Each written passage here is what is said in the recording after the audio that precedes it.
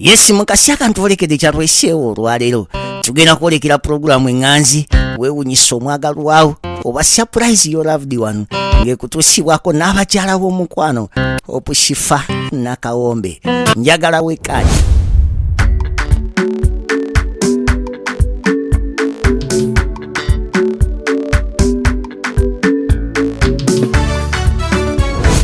Kubulako 24 tuweze akakadde right.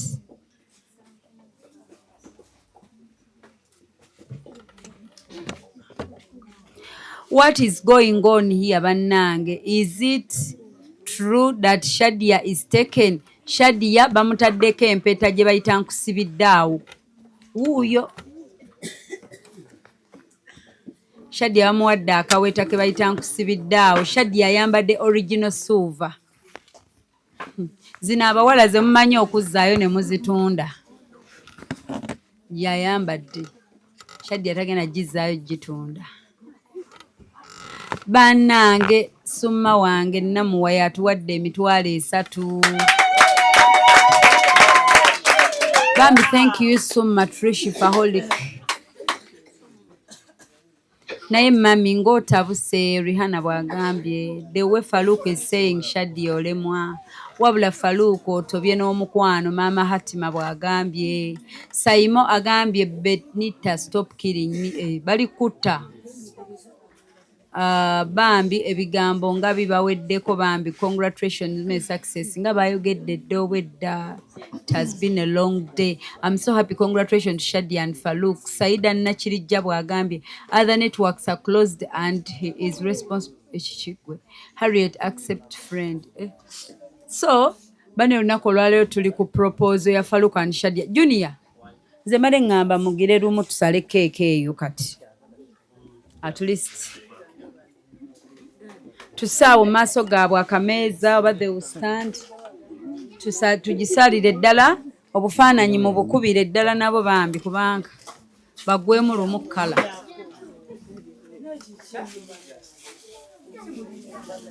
So beebo abagole to be emikolo gitandise success agambye finally naye bannange badde manyi leero okusinziira you people badde manyi leero okukyala mukumala kubanga okukyala kwa layisi miliyoni 5 zokka gyasogera gisembezaako wali mbe nga njiraba wano bulungi.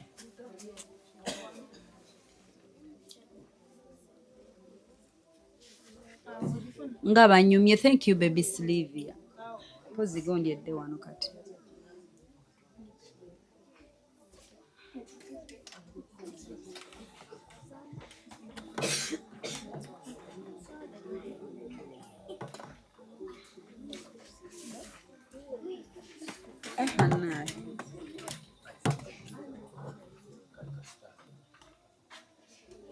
Nansonyiwa ebintu byonna bye tukozesa bifiiridde eno byonna biweddewo kati bannaaye. Amazingly God my sister in UK azenga atuwa ssente mu by'okuzimba awadde Farouk and Shadia emitwalo 5.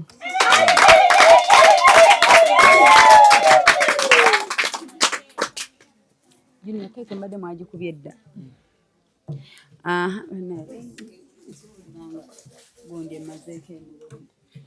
Yes.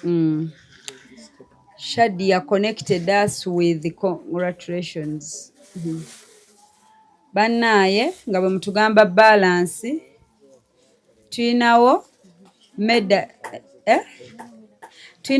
atuwadde 15,000. Success agambye alinze salale tewali buzibu ddia.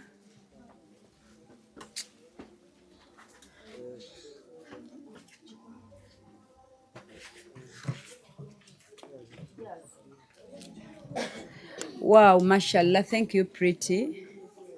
Debagole mashallah.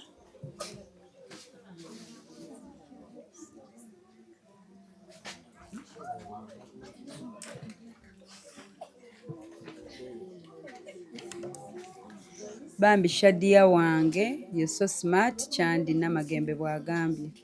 Maria agambye Kongs Shadia and Flu otegeeza Farouk. Nakanwagi Zainabu weebale nnyo obutima, congratulations. Shadia wetwogerera, she has a ring. Shadia alina akaweta bannange.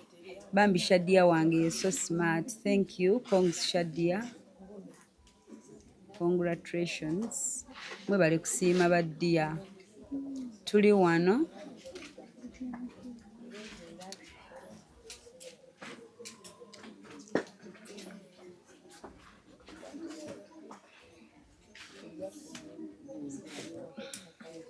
Thank you, gift.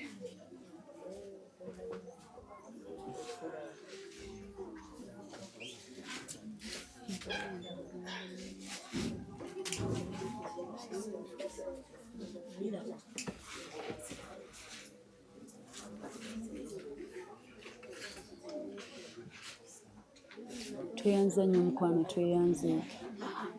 Olaba wali Pamela ojjukira wali we twatadde emitwalo 2. Wetwatadde emitwalo 2 ne tugamba Yewero Wisha teekawo erinnya Nuuru banaye bamuwe ku ngalo. Brenda, thank you munange. They are smart. Tubadde mu proposal leero. Faluku ava kusaba Shadia bufumbo. A very beautiful proposal. Olunaku olwaleero gye tubaddemu.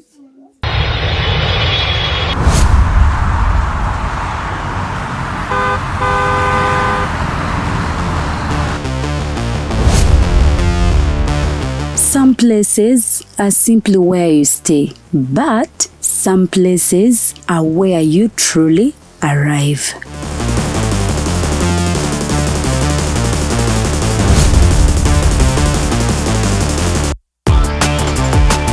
A space designed for comfort, where every detail welcomes you.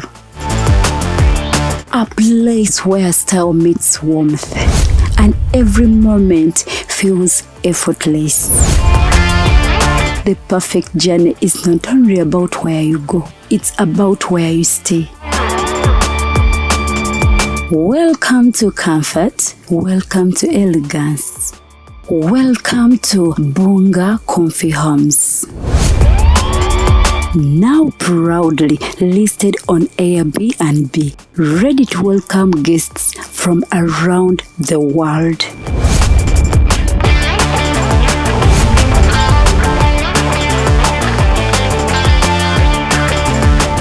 For reservations and inquiries, contact us on +256 772 461 976 or +256 701 260 881 or +16 175 952 751. Bunga Comfy Homes. Your home away from home. Book your stay today. Mubagambe Saida Nakirijja bamuwandiika atuwadde omutwalo.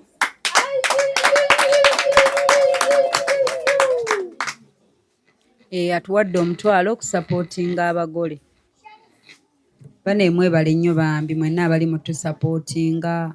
Mwebale obutatujubisa nti mikolo nze ninze Faluku awase Shadia era bw'anaamuwasa. Mwebale nnyo bambi abatusuubiza ng'era muli kubanga mukikwasaganya. We appreciate you so much. Nti ne mubaawo mu mbeera yonna bambi. Mwebale nnyo bazzaamu maanyi. Faluku leero asabye obufumbo. Okay. Faluku mwogereko bawe kali akazindaalo akalaba. Bawa akazindaalo boogereko eri abantu abali mu basondera. Sofa tulina ssente meka Pamela? Sofa leero Faluku lwa proposinze bagenda kukyala wasenga. Bajeti y'okukyala ya $5,000,000 gye tutandise nayo. Era ng'olunaku olwaleero baakasondawo ku $5,000,000 abawagizi baffe abalungi abaagaliza Faluku and Shadia. Bakatusonderawo meka? bakatusondayo emitwalo 86,200 sikyo kitegeeza tubuzaako emitwalo tegiba 14 tuweze akakadde bannange tusabayo emitwalo 14 tuweze akakadde tutapinge screen sharinge live tuli wala eno mukyalo eddundu network mugikwasaganya empola teri kyakkola kitegeddezaamu abagamba network ispoa mutapinge screen musharinge live Shifa ntaddeko omutwalo in Nakirijja Saida but network thank you dear tuzirabye and we've mentioned the money tweyanza nnyo tweyanzeege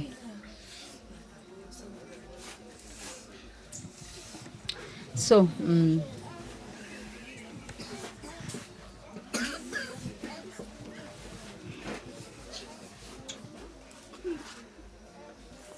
antwala omukisa guno okwebaza buli muntu yenna akutte mu nsawo n'abanga ansupportinga ne mukyala wange ono mwebale nnyo mwebalire ddala sofa abakakikola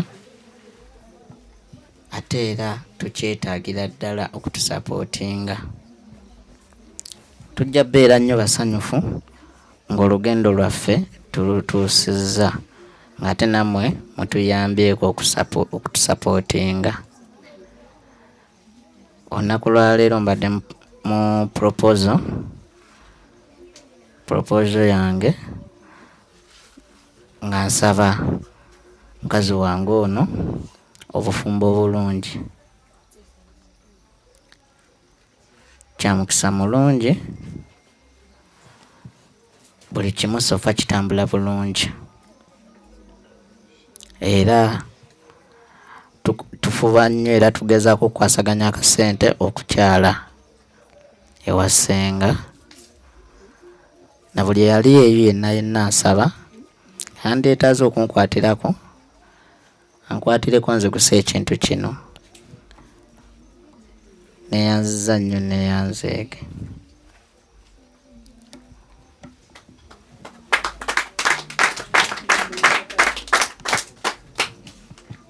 Shadia naye kayogereko naye nga Shadia nga tannayogera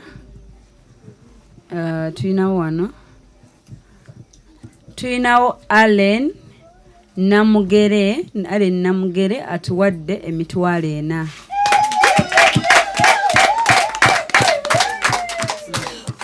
soko tubuulire sente ze tulinawo all together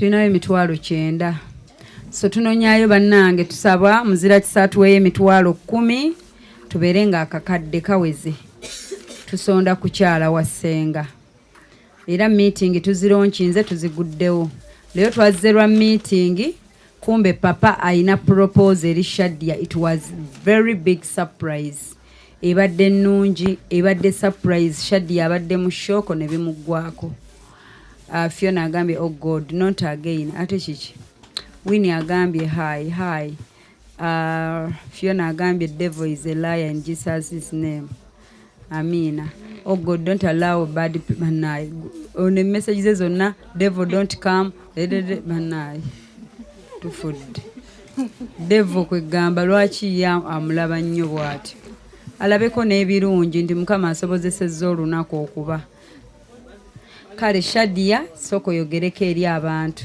bane tusabayo emitwalo 10 abalungi abaliko mulindeko ndaba aka message wait a minute ayaya Shadia abadde asitukokogera neŋŋamba alindeko kubanga nsabyeyo batuweeye 10 tusobole okubanga Shadia agenda mu speech nga kakadde kaweze tulinawo muzira kisatu wadde emitwalo 10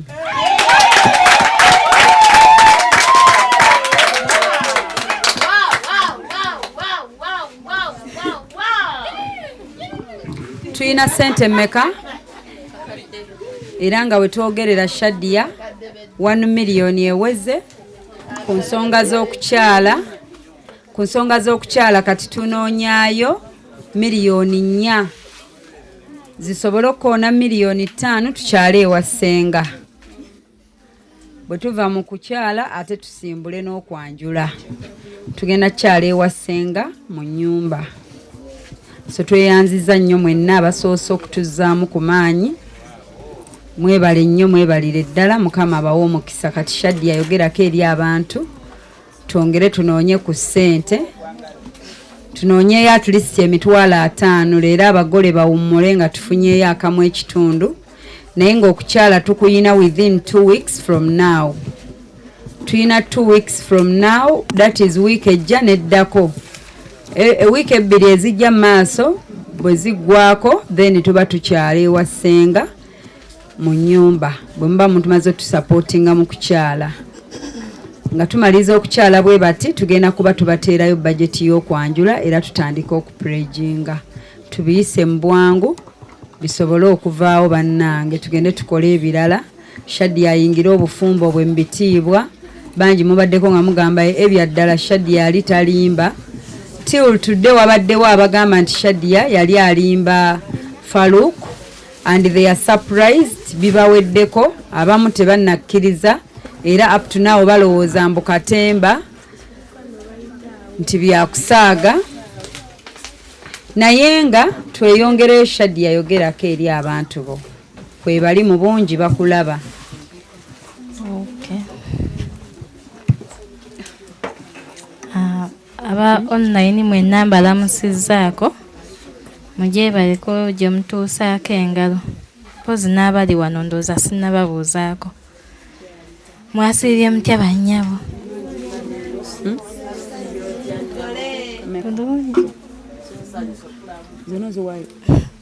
Shaddy yamusooka olinde. Sooka olinde Shaddy ya. Jasa wali ajja kukwatako mu ngalo.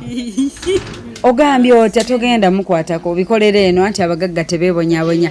Jasa agambye akakaddako akatandiseeko awaddeyo $5,000. Sente ze zonna nga bebazimuwadde jjo aziwadde Shaddy. Dabayo Shaddy atamyakkiriza mpaka nga azikutteko. Jasa abikoze. Jasi kikyoli mulwadde. Mukwateko kamera olaba oba Jasa ayokya. Mukwate kalyoke. Bane tufudde. Jasa olyoke. Toyanziza mulamu bulungi tokakiddwa. Mama. Shaddy Jasa akuwadde $5,000. Nze Jasa njagala muba tabaagala. Bannange. Agambye akakadde akaguddewo $5,000 tunoonya $95. Bannange abalungi tukikole bambi ka Shaddy akashayininge kalina true love. Kale Shaddy ayogerako eri abantu. Naye nga sirina nnyo bigambo by'amaanyi byakubagamba. Just ngenda kwebaza kwabo abatuwadde ku ssente zaabwe. Sofa. Bonna. Bamaama abaliko, bataata, abaliko online n'abali wano mwenna. Buli alina kyatodde sigenda kuboogera mannya kubanga era wadde abali wano namwe era siyinza bamalayo. Abamu sibajjukira muwaddeyo ssente naye nga siriiwo. Naye nga tweyanziza nnyo bamikwano tweyanzeege. Mwebale kubeera nga mutusapootinga. Mwebale kutwagala. Mwebale kwefiiriza byonna. Nembeera nga musapootinga omukwano gwaffe. Naffe tubaagala nnyo ngera nammwe mutwagala. Tweyanziza nnyo mwebale kubaawo mu buli mbeera yonna. Kuba singa si mmwe era naffe twalibadde tetuli wano. Naye nga tweyanziza. Mwebale kupakasa era nsaba Mukama we mujje abaddizeewo. Akubiseemu emirundi n'emirundi. Amen. Someone please bambi omulungi Mukisa Rona tuli ku proposal of these two. Faruku yimirira abantu babalabe.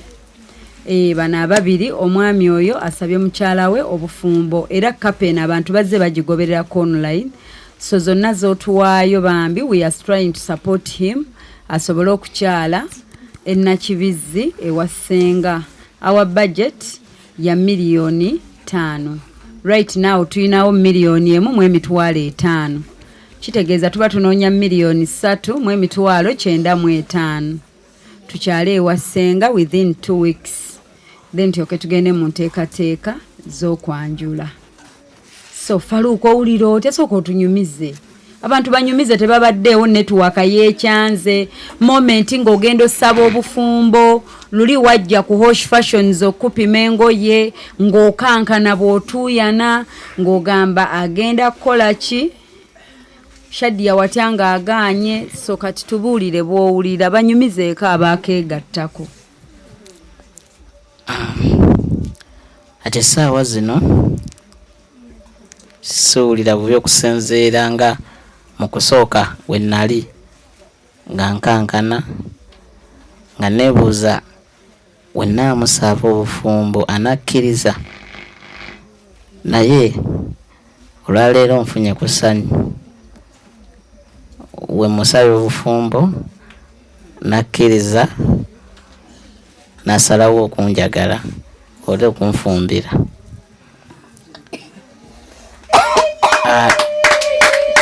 Naye nga mbadde ng'omutima gunkuba nga na pressure ebadde awo y'amaanyi. Omanyi si kyangu okuba nga osuubira okusaba obufumbo oli n'akukkiriza, naye olunaku lwaleero mukazi wange waba akkiriza ne muteekako kano. Olwaleero kitegeeza tuli kitole.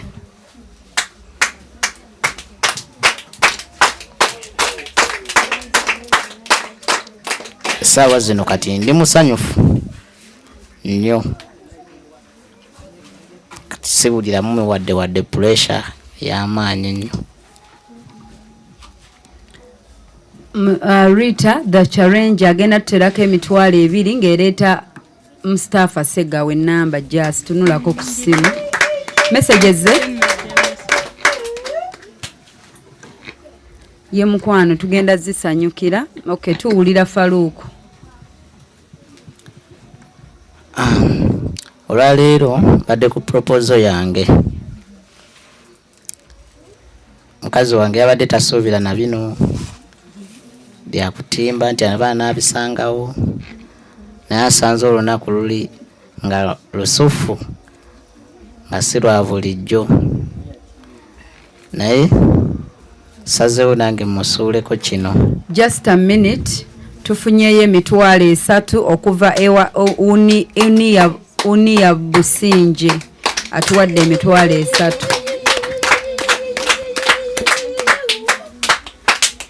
Tweyanza nnyo, tweyanzeege mwenna abali mu tusapootinga. Faluuku nnyonnyola abantu basobole okuteerako ssente. Abamu baakatuuka. Nasazeewo ne ŋŋamba luno olunaku nodduwa ekitiibwa, tulina okukola decoration kuba mukazi wange azze nga naye tamanyi. Ne ŋŋamba kati surprise eno kangimusuuleko naye. Ka decoration ke kakatonotono ke nsobodde okukola. Decoration wamwekoledde? Decoration mwekoledde.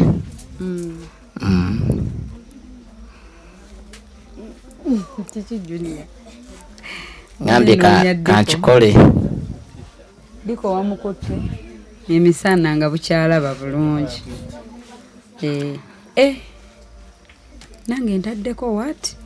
Kanindo soma message ejatukyamula ate. Nensalawo nga nkikoze mukazi wange abeere surprised. Ariko bagamba ye kuva dda tasanyuka. Faluuko kubanga asembera munnange bagamba audible tebakuwulira.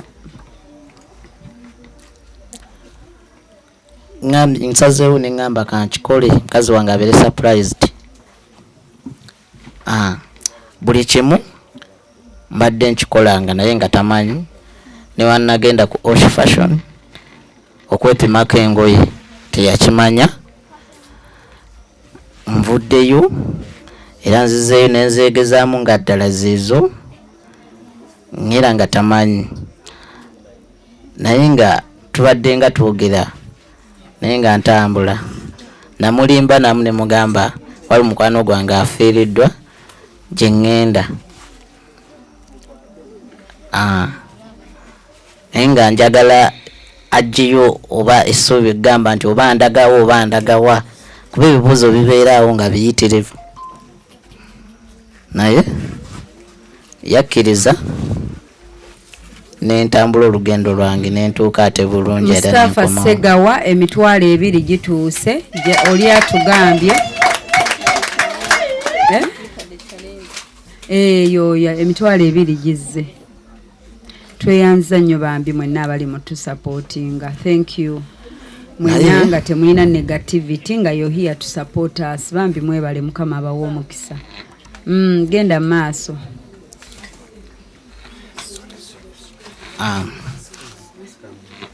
bannaye si kyangu okubanga nange ntuuse ku lunaku luno olwa proposal kuba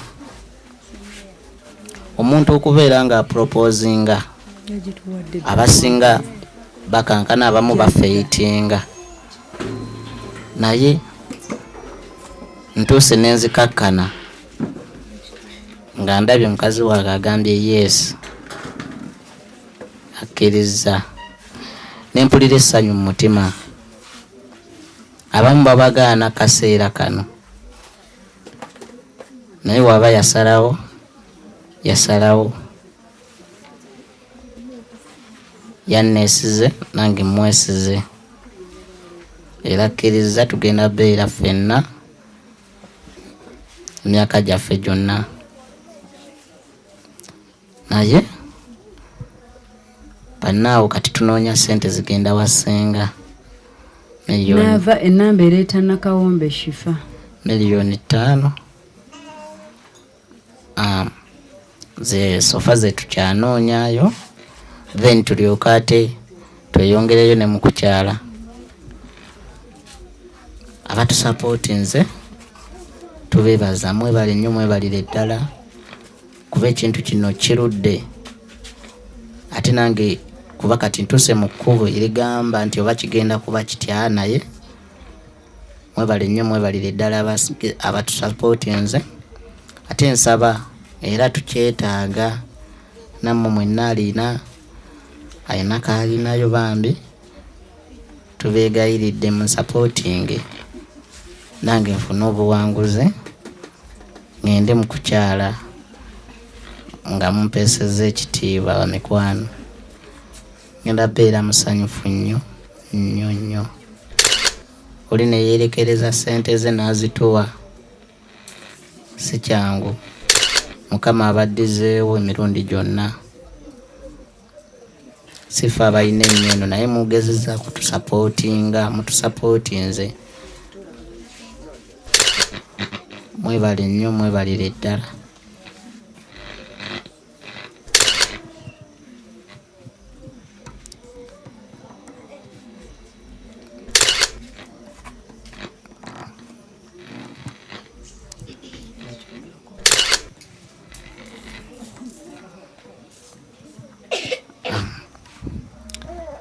bannange byebyo ebyange naye nga neeyanziza nnyo neeyanzeege buli ataddemu okukkiriza kwe. Mary agambye ojja kuwangula kubanga oli muwanguzi. Amiina. Amiina nnyo. Bagambye omugole nga si musanyufu oba mugole ekyatali musanyufu.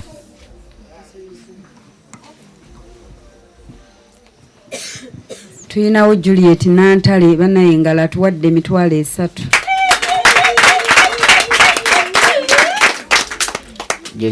Tuyinawo Semajamba Lawrence atuwadde omutwalo.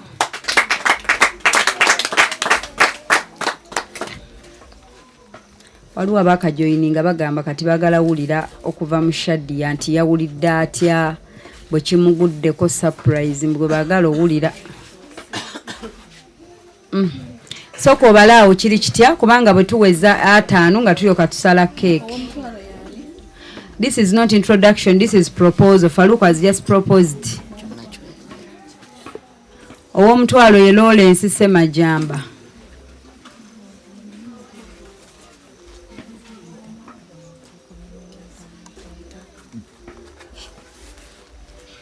Vanessa Charlisima atuwadde 15,000.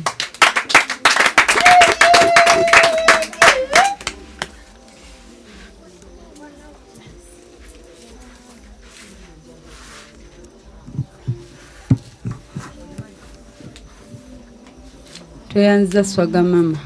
Eri eriko Lawrence oyo yongerako swaga mama Oyina gye ngambe ng'eriko Lawrence yongerako oyo swaga mama. Bushadia is hungry. Nze Nantale, thank you. Nantale Juliet omuteekeko stroke onaava Bambi mwena abasupportinga this younger couple, thank you so much. Bushadia oli muyala. Kukaweta kaina ya kusedda. Kukaweta akamuli ku mukono enjala teyinza muluma kubanga ali mulaavu. She has changed. Yeah, she has. Ali mikono mituufu. Ate anaasigala kyekimu. Kale bakuwulira. Resta abaagaliza Onre Success abalabira ku YouTube. Fatuma agambye naye gwe they are very smart at all. Mwebale nnyo bambi. Kale tutapinge screen tongero sharinga live abagole bafune ku sente. Pretty agambye nti kati Shadia ewamwe bali kubona.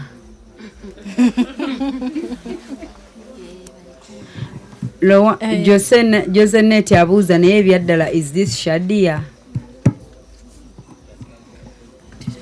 Kale genda maaso Shadia. Abantu bebuuza si yeggwe abamu balowooza toli happy.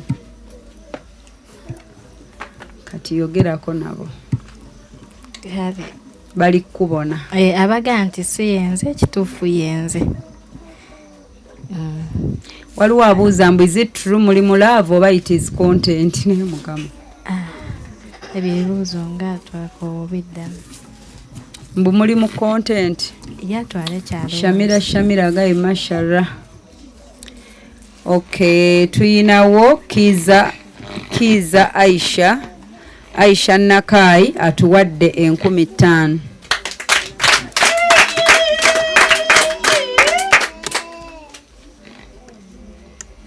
All right.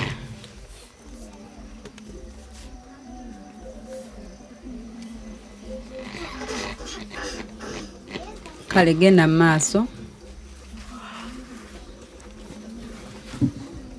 Bambuzizza ekibuuzo butya bwe nawulidde. Ekituufu kiri nti ku byonna mbadde siina kyensuubira ng'era mmanyi nzija mu meeting ng'era ebya bulijjo bwe tujja ne tukola bye tukoze ne tuvaawo. Nze nga just kyemmanyi kimu nti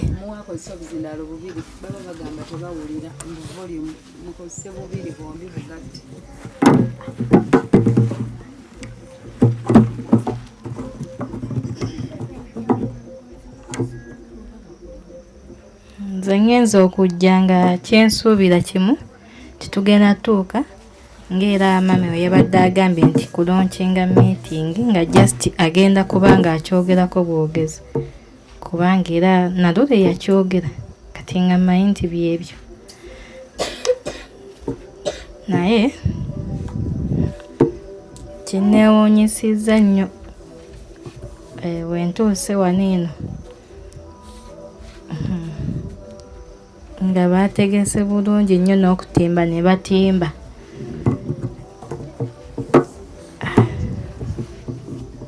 Nemba nga sikyabitegeera naye kyonna kyekiri. Wadde nga mwabaddemu obulimba kukukuta biki byonna naye byonna kasita byavuddemu ekirungi kyekyokka.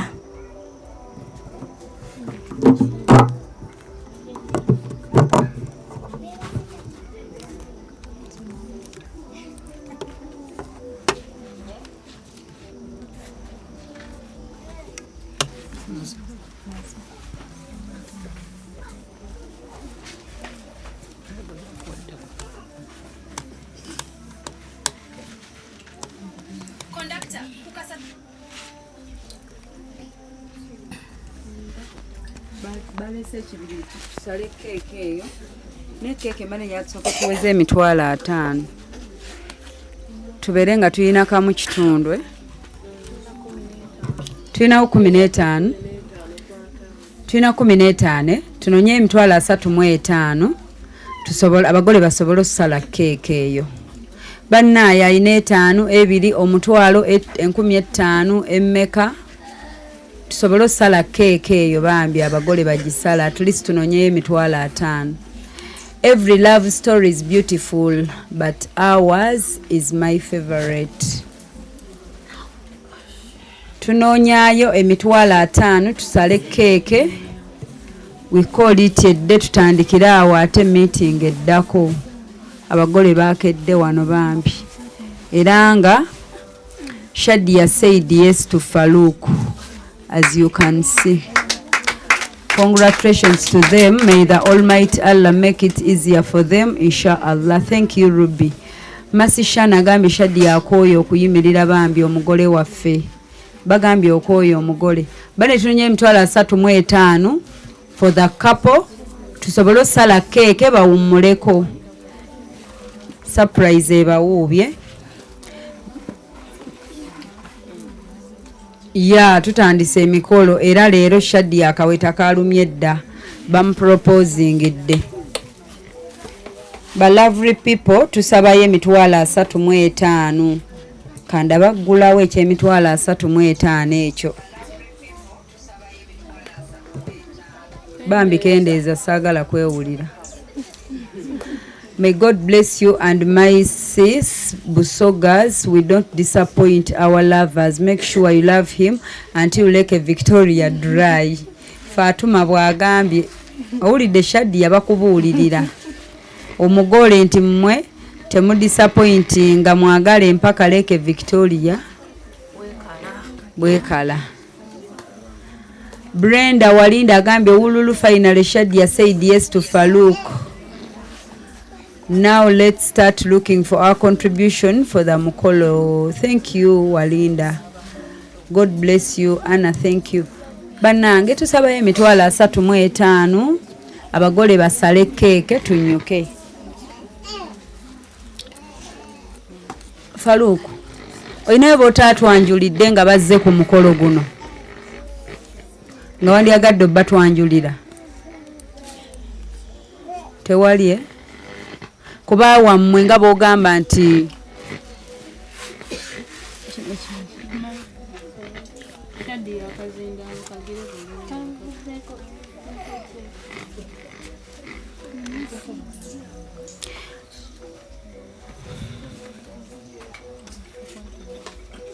babawoza may kiss the bride eno simbaga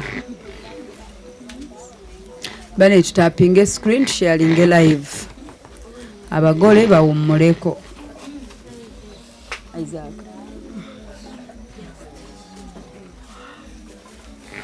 thank you Brenda K.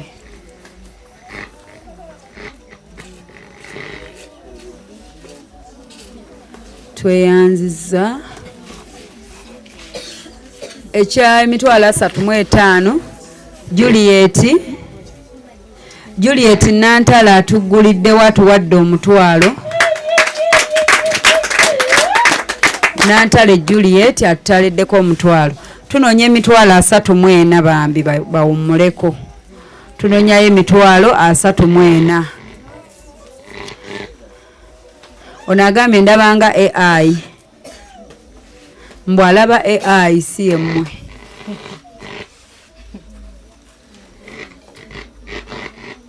Kampa akazindaalo. Sharifa mwasuubizo zinira ku mugole aba Hosh Fashions. Sharifa abantu bagambye aba Hosh Fashions mwasuubizo zinira abagole. Mwadde mulimba. Ekikigwe. Italabye comment. Mbumu ababulayo basonda 35 musobole owummula kuba enkya mukeera ku dduuka. Sawa emu nga muguddewo. Kati babasaasidde baagala muwummule.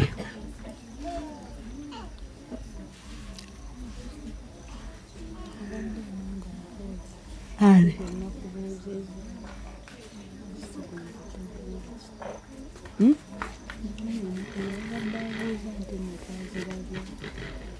Sina sente zesisoma.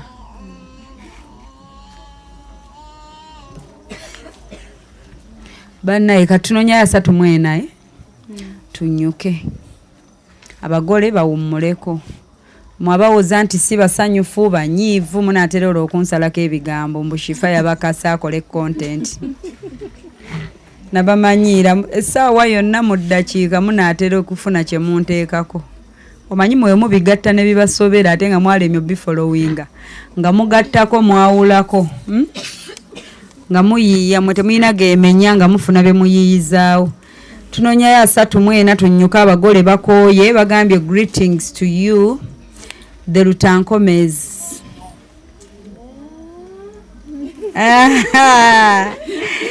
Negwe Shadia yagala empetayi. Enkya tugenda keera tugende ku Budget Jewelries bagenda jewelry sizinga emukwate bulungi.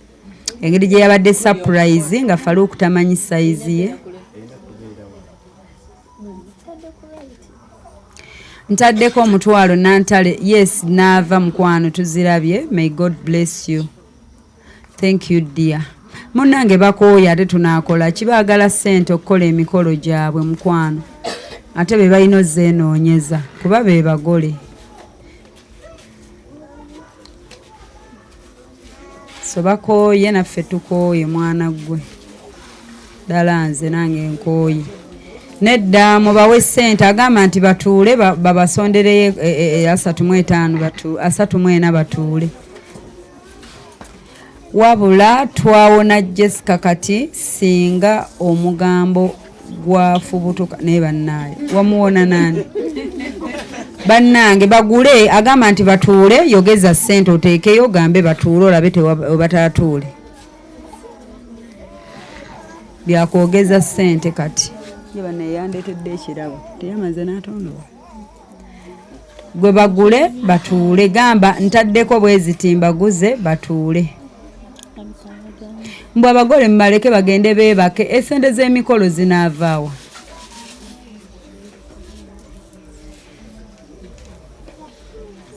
Wanje kati baneewulira ono bw'ate honeymoon goluva mu proposal olukuproposingira ogenda mu honeymoon. Lydia agambye they are so smart bambi. Thank you Lydia ku YouTube. Blessing around them. Thank you Mugisha. Faluku nga munyiivu ne bannange bantu mmwe. Omuntu alina kubanga amannyo gamuli kungulu. Batuvuga speed boleka Sanya agambye wow. Bannaye bambi ne wallahi muliko abantu 295 we musimbula ino omutwalo notekako webiri mu ddakiika nga abagole basala keeke nga bagenda bawummula. Kati basobola okubeera bombi iyi. Tebanatuuka beera bombi kuba tebannagenda mu bazadde. It's just a proposal. Will you marry me? Baluni eriwa. Will you marry me? Onaabeera mukyala wange. Temubimanyi temubiraba mu firimu. Nze nange nabiraba mu firimu n'embiiga wadde tebintuukangako. Yiyo will you marry me? That was a question. Era waate Faluku bwafukamidde mugenda biraba ku YouTube network ya Kyankalanyi. Bwatyo Shadia yebadde question from Faluku and she said yes. That's why Keke gamba Shadia said yes to Faluku. Era ne bagamba every love story is beautiful but ours is my favorite. Era that's why they are dressed like that nga banekanye outfits from Hosh Fashions and Bridal. Faluku abadde asaba Shadia bufumbo. Baana mo kye mugamba ebintu temubimanyi. Ne mu firimu temwabirabako. Wabula abeddundu mutapinge screen. Blessing bwagambye. Falu, you got a beautiful woman, take care of her very well. Bakugambye. Bagambye ofunye omukyalo omulungi mulabirire bulungi. Anita agambye wow. One love agambye more blessings. Amita agambye smart. Wow, congratulations. Shadia tonerabira onagambye atya. Shadia is so beautiful. Thank you. Habiba bwagambye. munnange tusonyiwe Shadia tusoose. Congratulations brother.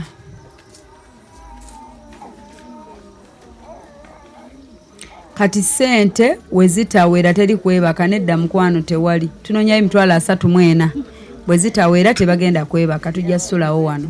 Tubuuze tubulirizeeko twavaako wano ne 11. Nze mbiraba ku airport. Okay, wammanga abantu bafukamidde ku airport beesaba obufumba ate gwe wamma obitegeera. So kati tunonyayo emitwalo 34 abantu balye ku keeke wano. Tugende nte timu ya Hosh Fashions bakeera ku macha. Hadija agambye nice couple. Thank you Hadija. Nabadde nammwe wano ku live baana mmwe mpaka kiro saawa 10 ababaddeko nga mugulira bamaama Gomez. Kiro saawa 10 nga ndi ku Hosh Fashions ndi kutunda ndi kutembeeya. Sinneebakako nkedde ddundu kwetala. Mbadde nsaba mpeeyo emitwalo 34 wallahi nsirise ku mumwa.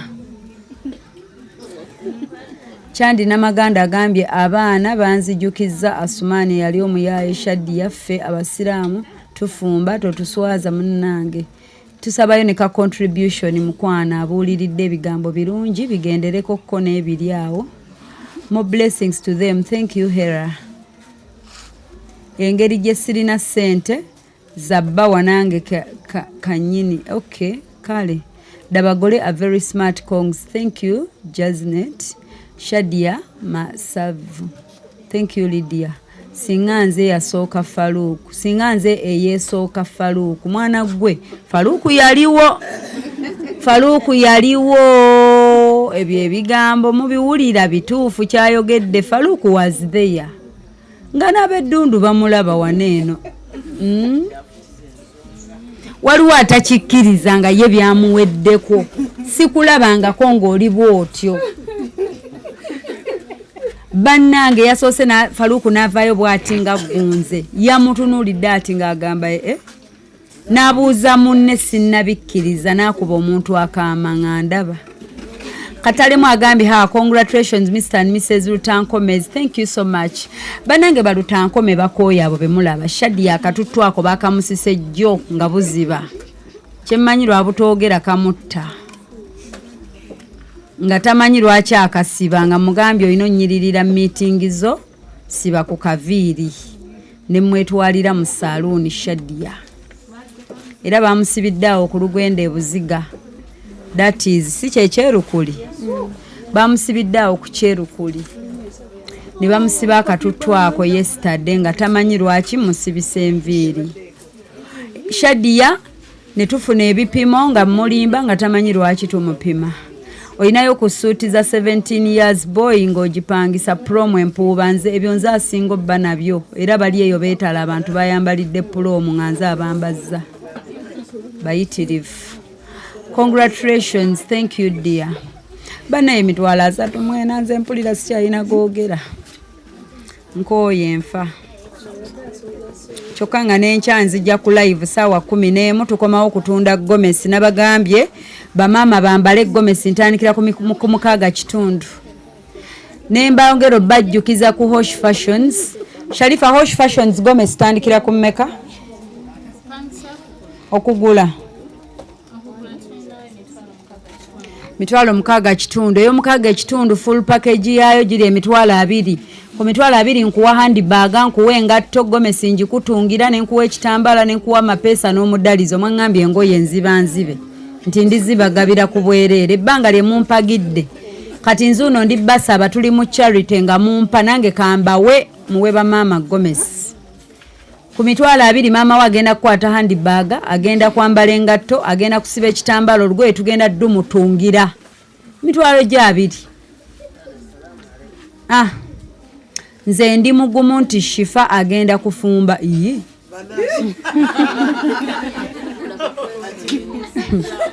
nze byange byagaana naye katusupportinga ebyabalala bo bagende.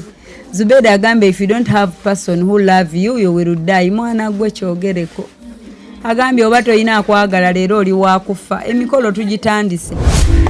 Mbanyumiza kibanange waliwo ekiriwo waliwo ddiiru waliwo akapya kati gwoseguka kimugamba ali awo alagawa mutuuze mangu wansi awulire ekiriwo bannange bwoba nga walootako okubeera CEO nga walootako okubeera business owner nga walootako okwekozesa ng'olinamu akasenteko naye nga weebuuza nninza kukola ki nasooka mbalage location bino byaba CEO oba abagala okubeera ba CEO oba abagala okubeera ba business owners oba ayagala okubaako waatudde nsooke muleke nfulume emmotoka toseguka tovaawo okay bannange kansooke mbalageko ekkubo lino wano Bulenga this is Bulenga nga wakalutandika olw'e Bulenga olwa Mityana Road ng'olutandise abamanyi wano bw'ova wali mu Kitoogo bw'oba waakava mu Kitoogo wali eri nga waakava e Busega mu Ttaawo n'otandika olw'e Bulenga waliwo Shero kati bw'otunula eno this is Mityana Road bannange ekifo kiri busy bannange wali busy nga bwenkulaze there is KFC waliwo Stanbic waliwo DFCU waliwo bingi nnyo kakati yes ekifo kirina parking ennungi wayonjo waliwo security waliwo buli kimu kati mujje mbatwale so guys abeetaaze bambi abeetaaze bokka just obusente butini nnyo nga you own a business of your own ate otuuka okola sedduuka lirina bakasitoma lina buli kimu naye omuntu abajja kwebuuza lwaki balivaamu the owner ayina ebifo ebirala bingi byamanaginga nga bw'okeera n'oteekawo ebiri biiga olw'okuba ekifo kimukoledde n'asobola okwongerako ebiri biiga n'otuuka n'ogamba kati kino kankijjewo era ng'abali awo ba CEO beebuuza ennamba ya owner eri ki ennamba ya owner omusanga ku +256 752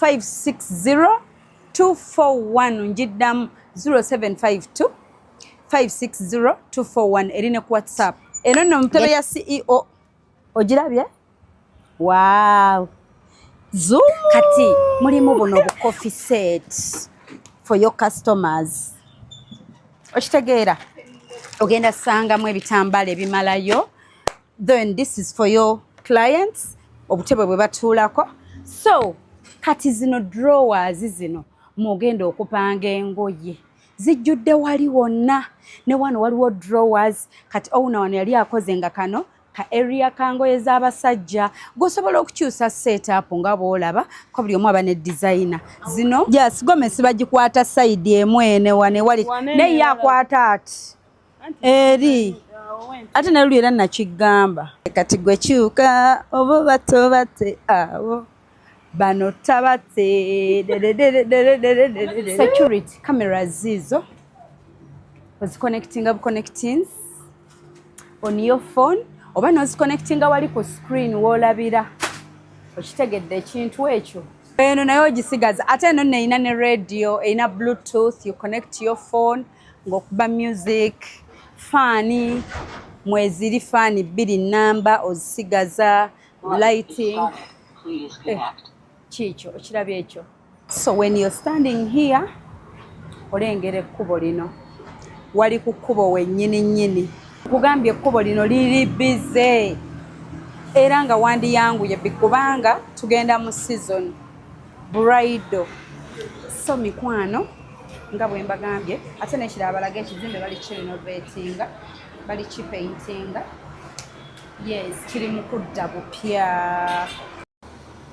DFCU DTB ate waliwo ne Abusa yiri gibalaga ezo zonna bank wano wonna kitegeeza ATM zonna weeziri kale ekyo kikulaga nti ekifo kiri bizi abantu bangi baba bajjawo olw'ensonga ennyingi ennyo endala omuntu ayinza okujja lwa KFC n'atwala olugoye omuntu ayinza okujja lwa Abusa najja n'alaba byotunda oli ayinza okuba nga azze kunywa amafuta n'atwala era maama olinnye waggulu nsinga obuwanvu banejjaanisa sijja kulwana lwaki onwanisa naye neewuunyiza n'oyambala gomesi nga teriimu kikooyi oliko ebbina nze ntaddemu ebikooyi 2 biramba okufunako wamma guys kuba ku namba ejo laba ku screen ojje weewiningire a bridal shop ku bbeeyi ya nsekoseko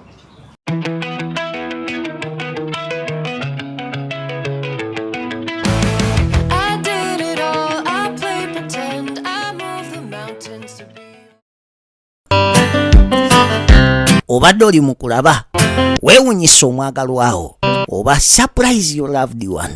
Ninaabagerekawo omukwano Hope Shifa Nakawombe. Tusisinkane nate.